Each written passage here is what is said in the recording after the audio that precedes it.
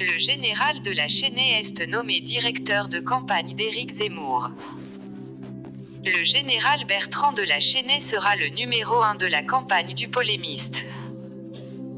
Cet ancien major général de l'armée de terre s'est présenté au municipal à Carpentras en 2020, soutenu par le RN. Une nomination pour faire taire les critiques. Alors que plusieurs voix se sont élevées dans l'entourage d'Éric Zemmour pour le pousser à étoffer son dispositif de campagne, principalement dirigé par sa conseillère Sarah Knafo, le général de la Chênaie a été nommé directeur de campagne selon une information de BFM TV. Inconnu du grand public, ce sexagénaire a effectué toute sa carrière dans l'armée. Un temps en mission en Outre-mer puis sur le théâtre d'opérations extérieures à Sarajevo au Haut-Tchad, ce passionné d'histoire a ensuite rejoint l'état-major central sur des missions d'appui et de conseil. Élu à Carpentras avec le soutien du RN.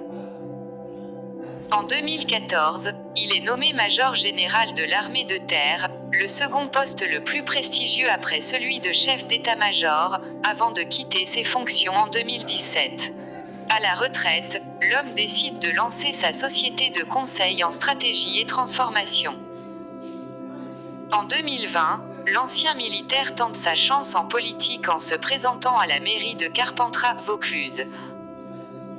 Sans étiquette, il obtient le soutien du Parti chrétien-démocrate et du Rassemblement national mais est battu au second tour par le maire sortant.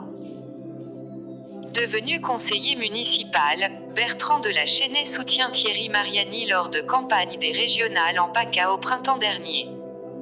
Réorganisation de la campagne. En octobre dernier, le général affiche son soutien à Éric Zemmour lors du salon Millipol. C'est lors de ce déplacement consacré à la sécurité que le futur candidat à la présidentielle pointe une arme sur des journalistes. Un temps conseiller pour le polémiste sur les questions de défense, il prend encore du galon en devenant le numéro 1 de la campagne d'Éric Zemmour. Son profil expérimenté devrait permettre de professionnaliser un dispositif de campagne, jugé brouillon. Cette organisation doit être modifiée, avec une direction de campagne expérimentée avec tout ce qui accompagne une organisation de ce genre, une répartition des missions qui soit clarifiée, déterminée, ce qui n'existe pas, ou peu, aujourd'hui, a ainsi estimé Jean-Frédéric Poisson, le président du parti VIA, l'un de ses soutiens présents ce dimanche au tout premier meeting de campagne, sur France Inter. Autour du candidat, on réfute ses critiques. Les hauts fonctionnaires Jean-Paul Bolofer, ex-directeur de cabinet de la ministre du Logement Christine Boutin ou Gilbert Paillet, l'ancien préfet des Pyrénées-Atlantiques font également partie de son équipe de